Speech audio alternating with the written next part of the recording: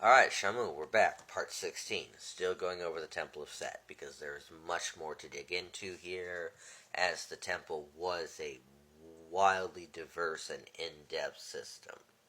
So we talked about the tripart division of the Aeons, adding on the Aeon of Satan, adding on the Aeon of Set, how they were both chronological things as well as mindsets.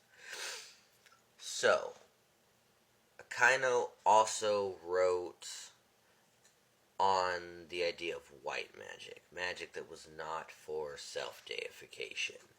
And he heavily criticized it as fraud and or self-delusion, in which deceives the consciousness into thinking that the magic has been accepted in the objective universe, but it has not, because white magic doesn't actually work because you're not working towards self-deification. It's a strange take. It's a strange take. We're getting into some of the more interesting bits here. Aquino also believed that there's an afterlife. It is for those who have reached the necessary level of individual development with their Kepher. And this afterlife could occur in the individual's subjective universe, not just the objective universe.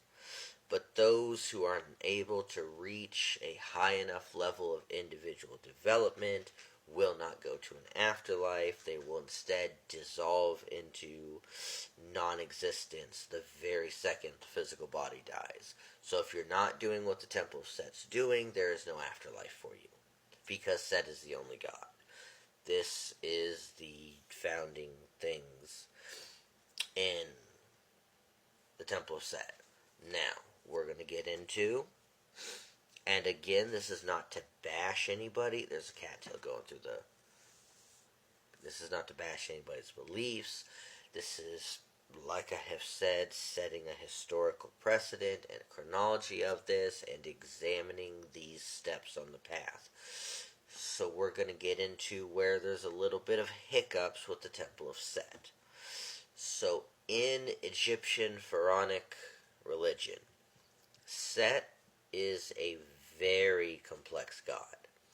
He is seen as the protector of Ra against Appi, the Nope Rope. I am not going to say the name. I'm especially not going to say it this close to midnight. The big Nope Rope of Egypt. I don't know why I said it that way, Egypt.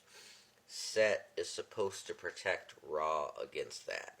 He is also seen as the lord of deserts and storms, and it's not until about the first millennium BCE that we start to see any sort of vilification or demonization of Set. Prince of Darkness is not an Egyptian epithet. And what this does is Aquino was projecting a very post-biblical demonology onto an old non-dualistic pantheon who would not have viewed Set in that way. And so it's a very... placing him in that spot as the Set, as the Hebrew Hasatan, is really flipping the timeline on its head. And in addition, there was already things going on with the Hebraic beliefs and Set. That's a discussion. That's a rabbit hole. That is a 3-hour rabbit hole. That's not... We're not there tonight. But Temple of Set, they teach this preservation of an isolated psyche-centric self in this kind of personal immortality, and this is achieved, as we discussed, by Kepher. Now, the Egyptian afterlife, where Kepher is involved, these texts aim at a divinization through integrating with the cosmic order, or Ma'at, and Osirian-like solar cycles, becoming an effective spirit, becoming an Ak. Not the preservation of some form of ontologically separate ego, This is a philosophical inversion that Aquino decided to do. Oh, sorry, y'all. I've been fighting allergies today. We still got more to cover here. Um, the As we discussed, setting set up with the conflation and the synchronization of Hasatan is very anachronistic.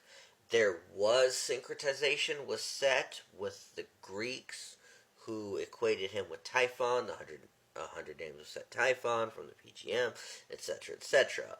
But that's a cultural reinterpretation of the Greeks. It's not an equation with the idea of Satan. Aquino also sits here and attempts to recast John Dee's Enochian material, claiming they are distorted remnants of Set's word. Dee's own diaries, scholarship on them, the system of Enochian itself, describe the workings as angelic, not as something related to anything satanic or Setian. So with these ideas and with these liberties that Aquino has taken, like I said, he remetaphysicizes this. Satanism is restored in this preternatural Set figure while keeping the aim still of that personal apotheosis that we have been seeing since the earlier writings. Zephyr becomes the formal term for self-deification initiation, and this kind of discussion of self-deification and of apotheosis strongly influences how later occultists will come to speak about the left-hand path. In 1975, the group split itself. This idea is central to it. I wanted to hammer that in. Its splitting from LaVey is very central.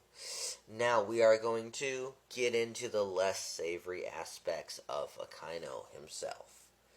In the late 1980s, and granted this was in the middle of the Satanic Panic, so, either way here, within the city of Presidio, Aquino was investigated amid daycare ritual abuse panics. No charges were ever officially filed against Aquino. Prosecutors publicly declined to prosecute. This is something to keep in mind because there are other things we got to talk about Aquino, and I only got 2 minutes left. He later litigated against the Army over how investigative reports described him. These changed public perception of him. In the documentary, here we go. We're going to grip it and go. In the documentary, The Occult Experience, Michael Aquino presented a ritual dagger of the Temple of Set. Aquino displayed the motto of the National Socialist Schutzstaffel, "My honor is loyalty," inscribed on the dagger. According to the dagger's dedication, it once belonged to Theodore Wish, who you can look up. Aquino stated that the dagger is employed actively in the rituals of the Temple of Set.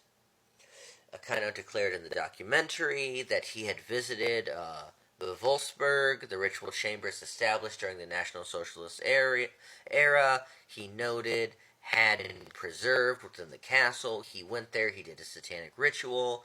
He is quoted as saying, "I'm fascinated by the lessons to be learned from the 1940 German people experience, but not blinded by their excesses. And there was a small group of brutal and desperate men who governed a country through despotism and tyranny. They are quite brilliant in some respects, yet utterly savage in others." This is going to have to become a three-parter because we do have a little bit more that needs to be discussed on Aquino. It will be really short. I just cannot do it in 30 seconds. So, again, I shall return.